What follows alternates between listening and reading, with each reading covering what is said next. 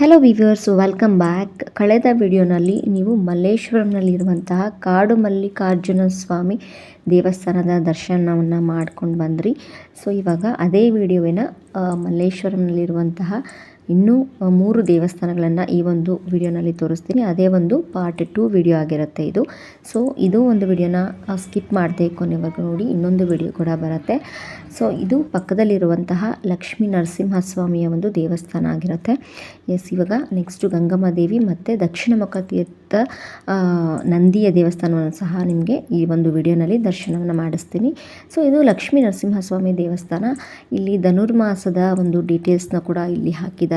And ಸ್ವಲ್ಪ restrictions ಏನಿದೆ ಅದನ್ನು ಕೂಡ ಇಲ್ಲಿ ಹಾಕಿದ್ದಾರೆ. ಮತ್ತು ದೇವಸ್ಥಾನದ ಟೈಮಿಂಗ್ಸ್ ಏನಿದೆ, ಯಾವಾಗ ಓಪನ್ ಆಗುತ್ತೆ ಯಾವಾಗ ಕ್ಲೋಸ್ ಆಗುತ್ತೆ ಅದು ಕೂಡ ಇಲ್ಲಿ ಹಾಕಿದ್ದಾರೆ. ಯಾರ್ಯಾರು ಒಂದು ದೇವಸ್ಥಾನಕ್ಕೆ ಬರುವಂತಹ ಪ್ಲ್ಯಾನ್ಸ್ ಇದೆಯೋ ನೋಡಿ, ಇಲ್ಲಿ ಟೈಮಿಂಗ್ಸ್ನ ನೋಡಿಕೊಂಡು ಈ ಒಂದು ನೀವು ದೇವಸ್ಥಾನಕ್ಕೆ ಬರ್ಬೋದಾಗತ್ತೆ, ವಿಸಿಟ್ ಮಾಡ್ಬೋದಾಗತ್ತೆ. ತುಂಬ ಅಂದರೆ ತುಂಬಾ ಚೆನ್ನಾಗಿರುವಂತಹ ಫೇಮಸ್ ದೇವಸ್ಥಾನ ಇದು. ಮಲ್ಲೇಶ್ವರಂನಲ್ಲಿರುವಂತಹ ಫೇಮಸ್ ದೇವಸ್ಥಾನದಲ್ಲಿ ಇದು ಒಂದು ಕೂಡ ಆಗಿರುತ್ತೆ. ಇಲ್ಲಿ ತುಂಬಾ ಒಂದು ಜಾತ್ರೆ ಥರ ಇದೆ. ಇಲ್ಲಿ ನೋಡಿ, ತುಂಬ ಒಂದು ಜಾತ್ರೆ ಥರನೇ ಇರುತ್ತೆ ಯಾವಾಗ ಬಂದ್ರೂ.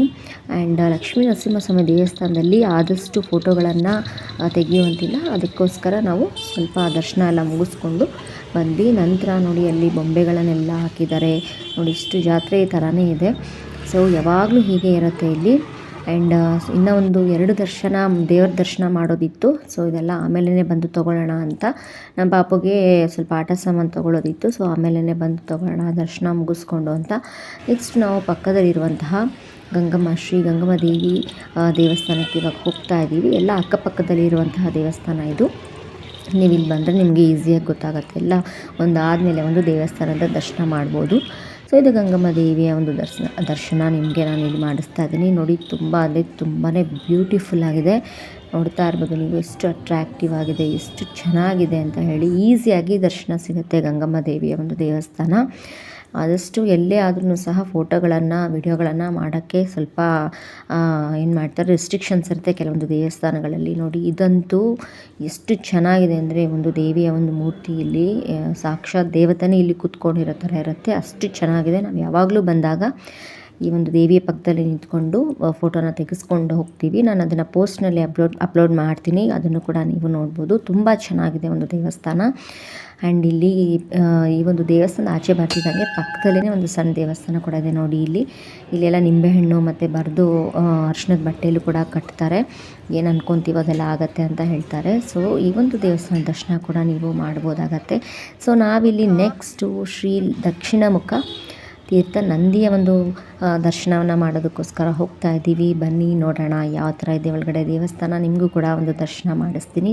ಇದಂತೂ ತುಂಬ ಅಂದರೆ ತುಂಬಾ ಚೆನ್ನಾಗಿದೆ ಈ ಒಂದು ದೇವಸ್ಥಾನ. ನಾವು ಇಲ್ಲಿ ಸುಮಾರು ಸತಿ ಬಂದಿದ್ದೀವಿ ಒಂದು ದೇವಸ್ಥಾನಕ್ಕೆ. ಇದು ನಮ್ಮದು ಫಸ್ಟ್ ಟೈಮ್ ಅಲ್ಲ, ನಾನೊಂದು 4-5 ಸತಿ ಬಂದಿದ್ದೀನಿ ಒಂದು ದೇವಸ್ಥಾನಕ್ಕೆ. ಮಲ್ಲೇಶ್ವರಂ ಬಂದಾಗೆಲ್ಲ ನಾವು ಫಸ್ಟ್ ಬರೋದೇ ಈ ಒಂದು ದೇವಸ್ಥಾನ, ಕಾಡು ಮಲ್ಲಿಕಾರ್ಜುನ ದೇವಸ್ಥಾನ. ಒಂದಾದಮೇಲೆ ಒಂದು ದೇವಸ್ಥಾನಗಳಿದೆ. ಇಲ್ಲಿ ಸಾಲಾಗಿ 4 ದೇವಸ್ಥಾನ ಇದೆ. ಹತ್ತಿರದಲ್ಲೇ ಒಂದು ಸಾಯಿಬಾಬಾ ದೇವಸ್ಥಾನ ಕೂಡ ಇದೆ. ಅಲ್ಲಿಗೆ ನಾವು ಒಂದು ಸತಿ ಹೋಗೋದಕ್ಕಾಗಲಿಲ್ಲ. ನೋಡಿ ನಂದಿಯ ದೇವಸ್ಥಾನ ಎಷ್ಟು ಚೆನ್ನಾಗಿದೆ ನೋಡಿ. ಕಲ್ಯಾಣಿ ಕೂಡ ಇದೆ. ತುಂಬ ಅಂದರೆ ತುಂಬಾ ಸೂಪರ್ ಆಗಿದೆ ಮಾತ್ರ ವಾತಾವರಣ. ದಯವಿಟ್ಟು ಎಲ್ಲರೂ ಒಂದು ಸತಿ ಬಂದು ವಿಸಿಟ್ ಮಾಡಿ. ತುಂಬ ಬ್ಯೂಟಿಫುಲ್ ಆದಂಥ ಪ್ಲೇಸ್ ಇದು ನೋಡಿ. ನಂದಿಯ ಬಾಯಿನಲ್ಲಿ ನೀರು ಕೂಡ ಬರ್ತಾ ಇದೆ. ಅದನ್ನೇ ತೀರ್ಥವಾಗಿ ನಮಗೆ ಪ್ರಸಾದದ ರೂಪದಲ್ಲಿ ಕೊಡ್ತಾರೆ. ಸೊ ನಾವು ಪ್ರಸಾದನ ಕೂಡ ತೊಗೊಂಡ್ವಿ ಇಲ್ಲಿ. ಸೊ ನೋಡಿ, ಇಲ್ಲಿ ಕೆಳಗಡೆ ಹೋಗಿ ದರ್ಶನ ಮಾಡ್ಕೊಬೇಕಾಗತ್ತೆ. ಸೊ ಈಸಿಯಾಗಿ ಕಲ್ಯಾಣಿಯಲ್ಲಿ ಸುಮಾರು ಮೀನುಗಳು ಮತ್ತು ಆಮೆ ನೋಡಿ, ಜಲಚರ ಪ್ರಾಣಿಗಳೇನಿದೆ ಅದೆಲ್ಲ ಇದೆ ಇಲ್ಲಿ. ಆ್ಯಂಡ್ ಹಾಗೆ ನಾನು ನಮ್ಮ ಪಾಪಗೆ ಈ ಒಂದು ಕಲ್ಯಾಣಿನ ತೋರಿಸ್ತಾ ಇದ್ದೆ. ಅವಳು ಕೂಡ ತುಂಬಾ ಇಷ್ಟಪಟ್ಟು ನೋಡ್ತಾ ಇದ್ಲು. ಆ್ಯಂಡ್ ಹಾಗೆಯೇ ಇಲ್ಲಿ ನಾವು ದರ್ಶನನ ಮುಗಿಸ್ಕೊಂಡು ನಂತರ ಇಲ್ಲಿ ಪ್ರಸಾದನ ತೊಗೊಂಡ್ವಿ. ಒಂದು ಪ್ಯಾಕೆಟಲ್ಲಿ ಒಬ್ಬಟ್ಟು ಮತ್ತು ಒಂದು ಲಾಡು ಕೊಡ್ತಾರೆ. ಅದ್ರ ಜೊತೆಗೆ ಒಂದು ತೀರ್ಥದ ಒಂದು ಬಾಟಲ್ ಕೊಡ್ತಾರೆ ನೋಡಿ. ನಾವು ಇದೊಂದು ಪ್ರಸಾದನ ಕೂಡ ತೊಗೊಂಡ್ವಿ. 60 ರೂಪಾಯಿ ಆಯಿತು. ಸೊ ಪ್ರಸಾದಕ್ಕೆ 60 ರೂಪಾಯಿ ತೊಗೊಳ್ತಾರೆ. ಸೊ ಇಷ್ಟು ತುಂಬಾ ಚೆನ್ನಾಗಿದೆ. ಕೆಳಗಡೆಯಿಂದ ದರ್ಶನ ಮಾಡಿಕೊಂಡು ಈ ಕಡೆ ಮೇಲ್ಗಡೆ ಬರಬೇಕು. ತುಂಬ ಚೆನ್ನಾಗಿದೆ ಕೂತ್ಕೊಳ್ಳೋಕ್ಕೆ. ಆದಷ್ಟು ಫೋಟೋಗಳನ್ನು ಅವಾಯ್ಡ್ ಮಾಡ್ತಾರೆ. ಎಲ್ಲ ಒಂದು ದೇವಸ್ಥಾನಗಳನ್ನು ರೆಸ್ಟ್ರಿಕ್ಷನ್ಸ್ ಇರುತ್ತೆ.